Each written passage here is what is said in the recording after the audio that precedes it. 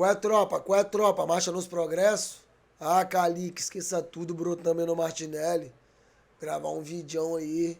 Se ligou, vamos estar reagindo aí ao projeto Cartas, né, Martinelli, do Cid. Essa é a primeira carta, tá ligado? E agradecer geral que indicou, mano, somzão brabo. Eu fico me perguntando onde que eu tava quando eu não... Por que eu não tinha escutado esse som aí, liderado.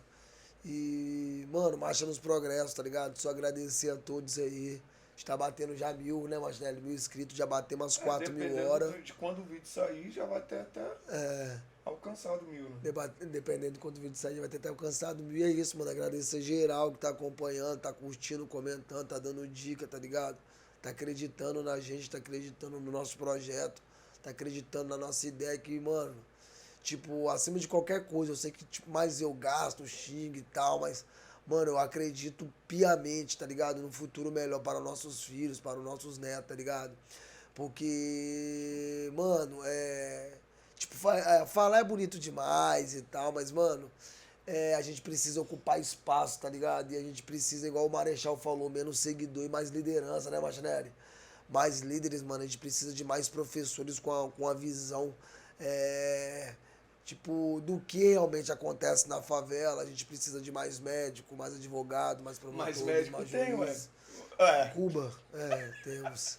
tem programa mais médico, tem, tira aí. Isso mesmo.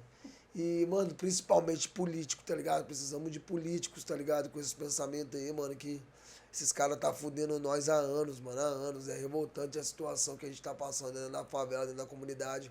Sem mais, marcha nos progressos, projeto Carta, Cid, moleque destrói, sempre destruindo. Bora, Martinelli. Vou chorar um pouquinho aqui agora ouvindo aí. Meu nome é Carlos Augusto Migliaccio, também conhecido como Migli, apelido que minha mãe me deu. Exceto por uma diferença.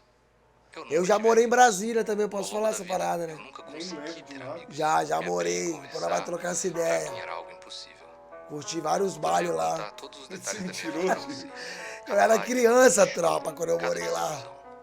Porém, irei focar em 4 momentos, 4 acontecimentos que me É por isso que você começou a roubar depois, né? Eu vou falar isso aqui, deixa. Aí ele corta isso, não. Aí, Martinelli falou tudo, por isso que depois eu fui roubar, mano. É porque eu convivi com aquele lixo que é Brasil. Com um meio que poluiu a sociedade que te corrompeu. Aqueles políticos filha da puta, nada contra levaram o até pessoal aqui. de Brasília, só contra os políticos. Essa é a carta número 1. Eu sempre observei os outros, gostava mais de olhar do que participar. Me achava louco, tinha dificuldade de enturmar, me encontrar, não gostava dos assuntos, eu não me via nos outros. Na escola geral era extrovertido, via gente brincando, correndo, sempre se divertindo. Eu queria muito fazer parte disso, mas não sabia como. Sempre tive bloqueio em ter amigos, tinha dificuldade de expressar o que eu pensava, de agir naturalmente, de fazer brincadeira. Sempre ficava vigilante com meu comportamento. Raramente eu levantava da cadeira. Me sentia um animal encurralado na sala, daqueles que tem medo, mas não fala. Lembro da dor de sempre ser a piada do garoto popular pra menina bonita dar risada. O professor dizia, relaxa, é só brincadeira. Todo mundo é amigo, então não se estressa. Se todo mundo é amigo igual cê diz, por que eles me tratam como algo que não presta? Porque o adolescente tem que ser tão tribal, usar a violência pra se sentir maior. Perdi a conta de quantas vezes eu apanhei pros meninos da sala, senti o ego um pouco melhor. Da 4ª série até a 8ª série eu sempre me perguntava se eu tinha alguma doença, porque eu passei menos tempo falando com gente da minha idade do que refletindo dentro da minha cabeça. Pare, Marcelo. Sentia que ninguém... Mano, então, mano, eu vou pro inferno por causa desse bagulho, mas... Mano, eu era um dos piores alunos que tinha, tá ligado? Bagulho de soltar rojão em sala de aula, esculachar professor, aluno. Na nossa época não tinha bullying, não, o nome, né? Mas a gente era pesadelo, tá ligado? Pesadelo, tá ligado? E, mano, quando eu olho hoje pra trás, eu vejo que, tipo, mano, eu fiz muita merda ali, mano. Eu esculachei muitos outros, porque eu era da turma do fundão. Mas não era que era meio devagar, assim, meio comédia, assim, que apanhava, esses bagulho. Tá eu era o que apanhava do Diego. Na nossa tropa, a tropa avança, filho. Já era mais pra frente. Fundão, o que você falou aí, doido? Porra, fica quieto, seu merda. Dessa porra desse dinheiro aqui, pra gente comprar uma parada pra gente comer. Já aterrorizava. Só que, mano, E, mano, sempre fui assim, desde moleque. Mas, tipo, sozinho, não, sozinho. Aí era fácil de me dar uns 2 porradão por cima de umas duas bicudas. Normal. Os brabão sempre Os é brabão, brabão porque tem um monte. tem um monte. Só que, mano, hoje, olhando pra trás, principalmente eu, formação acadêmica de professor, né, de docência, né? Mano, eu jamais permitiria essa parada em sala de aula, porque, mano, quem bate esquece, mas quem apanha não, tá ligado? E, tipo, são traumas que podem levar pra vida, tá ligado? É bagulho de... não me entenda mal, não, é porque eu sou meio sem freio na língua aqui. Tipo, que não sei o que, gordo, baleia assassina, Olivia Palito, viadinho e tal. E, mano, a gente zoava até bagulho de separado, tá ligado, velho? Quando os pais eram separados. E, mano, isso daí é pesado, mano. É falta do professor. Não botando a culpa toda no professor, que a família também tem que educar, tem que instruir. Mas, pô, o professor muitas das vezes tá vendo essa vacilação na sala de aula e tá falando o que o Cid falou ali. Aí é brincadeira, mano. Uma brincadeira que machuca, né, tropa? Uma brincadeira tá parada. Não tô querendo pagar de vítima, não. Era igual a Haddad falou, depois do pior, algo pior ainda, né? Que, se ligou? Mas, mano, tipo, eu me arrependo bastante das merdas que eu fiz na sala de aula, tá ligado, mano? Tipo, quantas pessoas eu machuquei, tá ligado, mano? Com essas brincadeiras sem graça, velho. E, tipo, você vê que é uma parada que a pessoa carrega pra vida que o Cid até hoje não esqueceu dessa parada. Essa parada tá na mente do Cid, tá ligado? É uma parada que tá sempre confrontando ele sempre tá pensando, tá ligado? O que não deve passar na cabeça desse cara? Em cima dessa parada que ele passou na escola, tá ligado? É tenso, velho. Vai querer falar, Majé? Vai falar da sua vida que você apanhar. Mimimi, vou falar um monte de coisa. Não, gente, ó. Mano, até que eu acho que hoje em dia essa mentalidade mudou um pouco, né? Os professores não deixam mais, eu acho, passar essa questão aí de esse tipo de brincadeira, até porque é uma coisa que é muito falado, né? Hoje. Toda hora bate em cima disso, até porque criou o nome bullying aí, né? Se popularizou, então qualquer coisa, né, acredito que muitos, ou a maioria dos professores, eles tentam de alguma forma mediar ali o conflito, tá? Porque assim, na minha época, era zero ajuda, zero interferência do professor. Pelo contrário, eu nunca recorri a professor, até porque para mim, na escola, os professores eram um dos vilões, tá? Na minha época era. Porque desde que professora me bateu na creche, minha mãe foi lá, ela na minha cara falou que era mentira, e eu ia retrucar se eu tinha medo? Não. Na escola, na segunda série, a professora me imprensou na parede, entendeu? Aí ela foi fazer, eu lembro até hoje, foi fazer a mesma coisa com a minha prima avançou nela, até porque minha prima tinha uns 72 metros, né, de altura, e com régua. Então, assim, na escola, na nossa época, era bem complicado, né? No final ali dos anos 90, não tinha isso não, mano. O professor deixava o pau torar pra lá e a gente que se livre pra lá, porque era desse jeito. E eu me identifiquei com essa música aí porque, tipo assim, eu também não tinha grupo na escola, porque, como eu já falei, eu sempre fui cristão, então eu não me identificava com esses grupos, mano. Não me identificava porque as coisas que eram ditas, as coisas que eram zoadas, eu não concordava desde criança. Então eu ficava sozinho. Teve até uma vez que eu estava conversando com um amigo lá no serviço, que eu tenho vontade de um dia criar um projeto eu tenho vontade de fazer um monte de projeto, né? Criar um projeto para crianças cristãs, porque é difícil.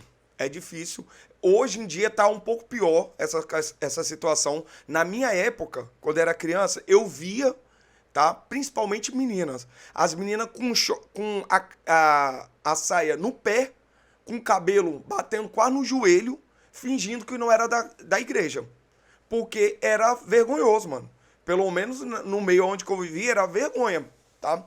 Então elas viviam fingindo que não eram crentes, que tipo assim, mas você via escrito na testa dela assim, sou da Assembleia, sou da Deus e Amor, tava escrito, mano, entende? Então eu acredito que as crianças cristãs que têm essa mentalidade de fazer a vontade de Deus desde criança, ela sofre na escola, porque ela fica sozinha, e pra mim, criança sozinha em escola é alvo fácil, tá?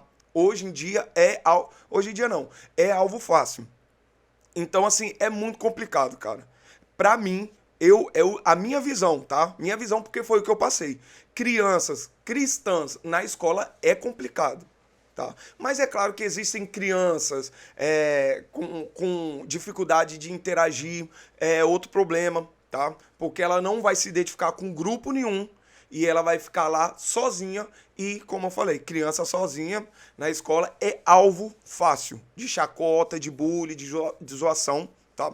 E eu, por diversas vezes, momentos assim de revolta que me dava, aquelas revoltas que, tipo, tô revoltado, mas o mundo não sabe, né? Só tá dentro da minha cabeça a revolta. Eu, né, já tinha, depois de grande mesmo, já tinha terminado o ensino médio e tudo, eu lembrava dos problemas da escola, eu ficava revoltado. Aí você vê algumas besteiras acontecendo aí no mundo, tá? Isso daí é um bagulho pra gente refletir, mano, tá? Tem muito maluco aí que tá fazendo besteira baseado em ideologia errada, mas tem gente que faz baseado em revolta. Tá certo? Não tá certo, mano. Tá? Só que a para que tem que ser refletido. Tem que ser refletido, tá? E se alguém já sofreu isso na escola, se alguém sofre isso na escola, ou se alguém ainda tá sofrendo com coisas que sofreram na escola, tem que pedir ajuda, mano. Tem que correr atrás para se libertar dessa maldade, desse sentimento de revolta, sentimento de ódio, porque é isso, não é raiva, é ódio. Passou do nível de raiva, tá? É ódio que dá, às vezes. Então é uma coisa que a gente tem que refletir, mano. Ligava pra minha presença, só falavam de mim na hora da piada. A pior parte nem era a risada, era quando isso passava e voltava a indiferença. Em casa o clima sempre tava tenso. Minha mãe limpava, cozinhava e trabalhava em excesso. Meu pai era um homem difícil, ou tava estressado no trabalho ou bêbado no recesso. Eu não tinha amigos, não podia falar com meus pais. Isso alimentou minha agonia, rodeado de pessoas, porém me sentindo só. Eu juro, a solidão é uma péssima companhia. Lembro desse dia, 28 de março de 2009, meu 13º aniversário. Convidei todo mundo da minha sala. Meu pai comprou refri, minha mãe comprou salgado, marcado pras 2 da tarde. Minha mãe alugou mesa, cadeira e eu tava com receio. O que eu mais temia aconteceu. O tempo passou, anoiteceu e ninguém veio. Lembro de chorar deitado sozinho no quarto, perguntar pra mãe o que eu tinha feito de errado. Eu nunca maltratei ninguém na vida, por que toda chance que eles têm eu sempre sou maltratado? Eu passei o dia inteiro tentando entender o que os outros fazem que eu tenho que fazer, o que os outros sabem que eu tenho que aprender. Por que eu não consigo ser que nem você? Eu vi o filme de herói na TV e eu percebi que eu era um super-herói. E sabe qual é a parte que dói? Aceitar que invisibilidade era o pior superpoder. Quando o choro parou eu me senti vazio, como se eu não tivesse mais vivo. Isso me agoniou, eu só queria sentir qualquer coisa que trouxesse alívio. Sentei no chão do quarto, tirei a camisa, deitei no chão gelado, tentei sentir a brisa. Do nada meu pulmão ficou pequeno, não tem oxigênio, o que tá acontecendo com a minha vida? Minha mão suando, meu coração palpitando, o olho lacrimejando, minhas pernas tremendo, o corpo com gastura, uma sensação de tontura, minha mente na tortura, eu achei que tava morrendo. Cheguei no banheiro dos meus pais, eu não sentia nada e ao mesmo tempo sentia tudo. Eu sentei e rezei, mas Deus tava muito ocupado. Afinal, eu não sou normal, igual todo mundo. Em meio ao desespero, já sem pensamento, olhei a pia do banheiro, vi uma gilete usada. Não raciocinei, eu tava sem discernimento. Parei e só foquei no lindo brilho da lâmina prateada. Algo me dizia que ali tava minha saída. Encostei a lâmina de lado na pele suada, pressionei até que a dor afastou minha apatia. E eu vi escorrer na pia, alegria avermelhada. Eu vi escorrer na pia, agonia acumulada. Eu vi escorrer na pia, a solidão da minha sala. Eu vi escorrer na pia o que os alunos falavam. Eu vi descer pelo ralo tudo aquilo que eu fugia. Nem foi um corte profundo, mas o sentimento é abissal. Meu corpo sentia dor, eu esquecia que a minha mente estava mal. Naquele momento eu encontrei minha primeira paixão, me cortar.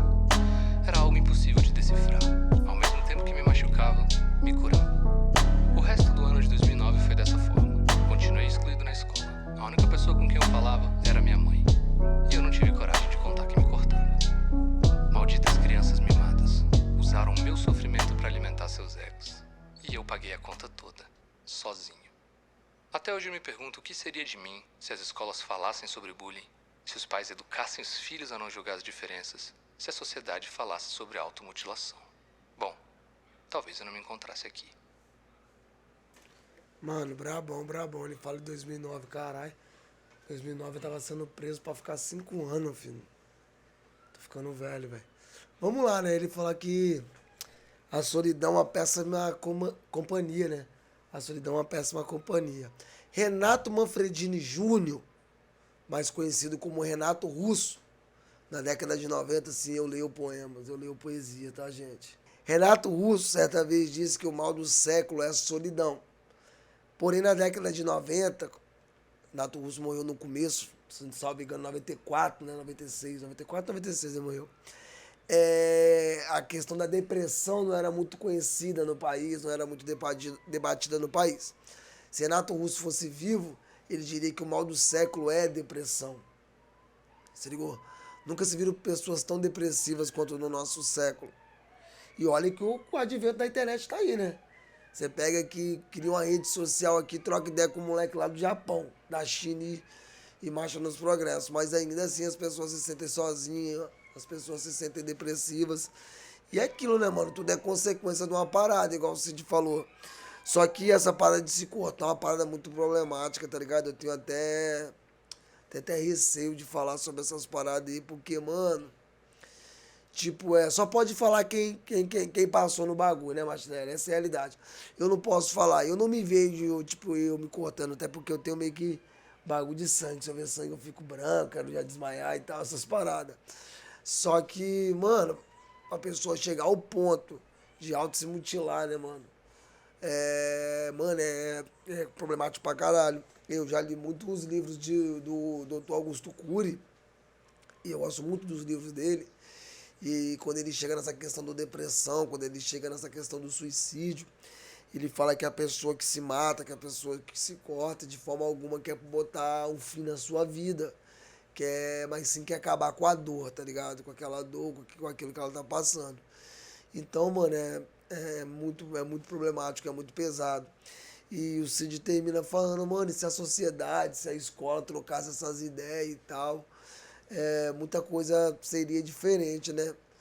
Mano, é tenso, mano. O professor, tava até trocando ideia com uma amiga minha. Ela falando que o professor dela fala isso. Ela falando que o professor dela fala isso. Tipo, mano, foda-se se você quer aprender, se você quer prestar atenção na aula, se quiser sair, sai, não vou nem te dar falta. Eu vou receber meu salário do mesmo jeito. Mano, olha como é que tá a situação, tá ligado? Tá nesse pique, tropa. Tá nesse pique. A gente bota muito, a gente fala muito, tem aquele clichê, né, aquele jargão. A educação é o futuro do país. Sim, mas qual educação? Porque a educação que nós temos não é futuro de nada. De nada. Se ligou? Os professores são muito maltratados, muito mal remunerados, são cuspidos, tratados como lixo. Os alunos também é aquilo, tá ligado? O moleque às vezes tá ali na escola ali, mas tá ali só pra comer, só pra merendar. Ou tá ali, tipo, porra, professor, acaba logo essa aula, fila da puta, que eu tenho que correr pro trampo, mano. Se eu chegar atrasado de novo, o cara falou que vai me mandar embora, eu preciso desse trampo pra ajudar em casa. Pegou a visão? Então, mano, é uma parada muito, muito, muito complexa, tá ligado? E, tipo, mano, só agradecer o Cid, tá ligado? Por todo o trampo dele, por toda a história dele, pelo papel dele na cultura e por trazer esses temas, né, velho? Que, como ele disse, é tabu até hoje na nossa sociedade, né, velho? O ambiente escolar é bem problemático, até porque a escola é um ambiente onde que os filhos não têm mais o controle, os pais não têm um controle sobre os filhos. Então ali, meu filho, quem é santo, deixa de ser santo na hora lá na escola. Porque os pais não estão vendo. O professor não é o pai, tá? Aí tem gente que quer esculachar professor, quer xingar professor, entende? Então, assim, mano, a escola é complicado demais, tá? Então, a escola não é uma máquina milagrosa que a criança entra ali e sai um adulto bem-sucedido, super educado, sabe? Super intelectual, não é assim, tá? É um conjunto de coisas, mano. Tá? A eficácia do ensino-aprendizado da escola também se estende ao lar. Tá? Se o pai não tá ali, não ajuda, se o pai não participa da educação do filho, não vai adiantar a escola fazer muita coisa, não. Tá? Se o pai não tiver responsabilidade de pai e mãe, vai ser difícil, mano. A professora passa o dever de casa para a criança que está no processo de alfabetização. e a mãe e o pai às vezes não ajudam em casa, ela não vai aprender tão cedo. Aí tem um outro problema. Tem pai e tem mãe que chega em casa na hora de dormir. Por que será? Tá batendo perna na rua, né? Pois é, você tá entendendo? Porque tem que trabalhar longe. Aqui no Espírito Santo, assim, acontece, mas o que eu vejo muito isso de relatos é em São Paulo. Tem gente que o trabalho no Rio de Janeiro também é tão longe, a pessoa sai de madrugada e volta para casa já à noite. Tipo, 6 horas só dentro Isso aí. da condução. Você tá entendendo? Aí, mano, é um negócio muito problemático que a gente vive, sabe? Mas eu acho assim que o que os pais puderem fazer pra ajudar, eles têm que correr atrás, mano. Eles têm que ajudar, têm que ficar em cima, tá? A criança não tem que escolher nada, não, tá? Criança tem que escolher dentro do limite da capacidade mental dela, tá? Criança não é por isso que os pais respondem pelos filhos. Tá? Então, assim, não tem esse negocinho, ai, mas é a vontade do meu filho, a vontade do filho, não. Você sabe o que é melhor para ela, tá? Dentro dos parâmetros da lei também, é claro. Então, vamos lá. Ele falou uma palavra ali que eu acho muito interessante, que eu já ouvi muitas pessoas dizerem, já pensei também, porque as pessoas têm que sofrer, sabe, pelas outras. Porque as pessoas têm que ser maltratadas por causa de outras pessoas, mano. Você tá entendendo? Olha que mundo que a gente vive. Agora eu não falo do Brasil só. Eu falo do mundo, tá? Isso é um problema mundial. Voltando. Claro, porque eu acredito que é um problema espiritual. Com certeza, mano. Com certeza. Uma vez a gente tava lá na igreja, uma irmã pediu pra ir na casa dela orar pelo neto. A gente entrou na casa. Antes de eu ver o menino, eu comecei a ouvir muitas vozes na minha cabeça. Muitas vozes de chacota, de acusação, de zoação, antes de ver o menino. Eu comecei a ouvir aquilo. Comecei a ouvir. Quando eu entrei no quarto do adolescente e eu olhei para ele, fez todo sentido, todas as palavras que eu ouvi. E ele começou a falar, porque na escola dizem isso. O que ele disse foram as palavras que eu ouvi. Tá? Aí eu entendi, por causa do estereótipo dele, por causa do físico dele. Você tá entendendo? É uma coisa muito complicada, mano. Você vê, às vezes, uma criança questionando, reclamando o que ela vive, o que ela passa na escola, e tem muita gente que acha que é frescura. Aí cresce um adulto frustrado, mano. Cresce um adulto problemático, sabe? Cresce um adulto que tem ódio de tudo e de todos. Então, assim, a gente tem zelar muito pelas crianças. Por que eu foco nas crianças? Porque aqui o Cid, ele começa relatando da sua infância. E é isso, mano. A gente tem que ter muito cuidado com as crianças. Aí ele fala bem assim, Deus estava ocupado demais para me ouvir. A criança que sofre esse tipo de coisa, ela acha que agora ela é penalizada por tudo e por todos, tá? Ela se considera excluída por todos, que ninguém liga para ela, que Deus abandonou ela. É isso que as crianças e que essas pessoas elas vivem. E eu gostei ali como que ele começou a relatar, que ele entrou num quarto, começou a suar frio, o coração disparou, começou a tremer. Ele não falou, mas o nome disso é ansiedade. Ansiedade. E muitas pessoas têm isso e não sabem o que é ansiedade. E ele relatou tão bem que, tipo, você consegue se colocar no lugar dele. Eu não sei se porque talvez eu já passei por isso e consigo entender.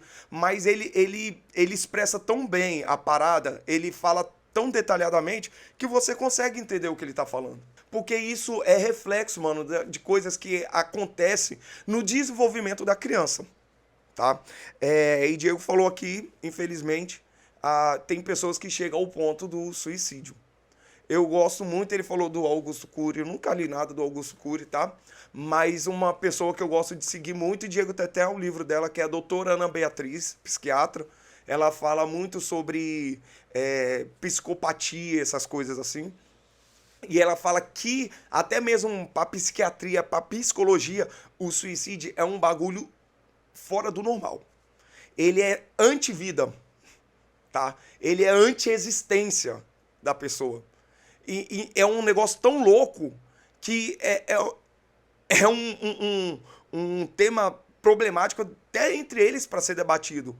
Porque é um negócio muito fora da curva, muito fora da realidade, ao ponto da pessoa falar assim, não quero mais. Eu acho que fazer isso comigo mesmo vai ser melhor. Tá? Aqui ele fala que ele começou a se mutilar. E isso é um outro problema. Como o Diego falou, eu não consigo entender como uma pessoa pode chegar a esse ponto. É complicado. Eu também nunca cheguei a esse grau.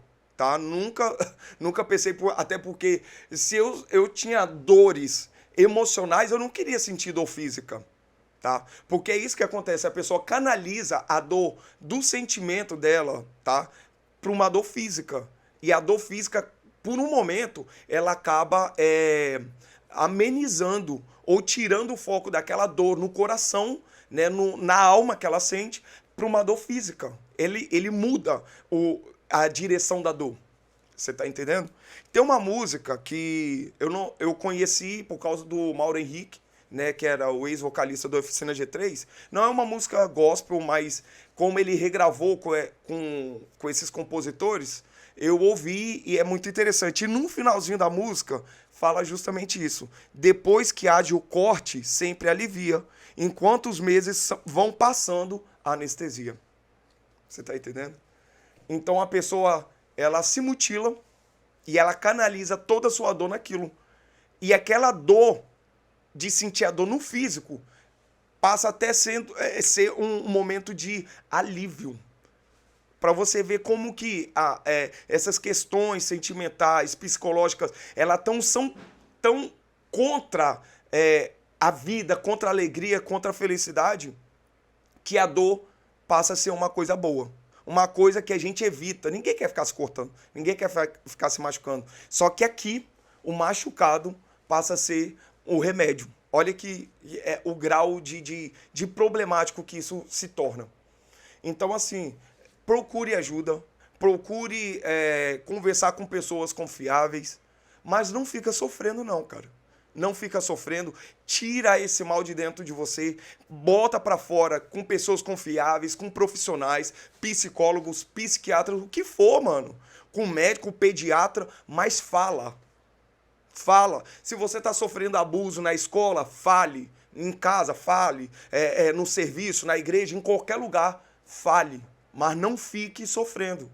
Não fique guardando isso e se martirizando, tá? Porque sentir dor não é o certo, mano. Tá? Sofrer não é o natural. E, acima de tudo, busque a Deus, mano. Busque a Deus. Ah, mas eu não acredito em Deus. Mano, busque a Deus.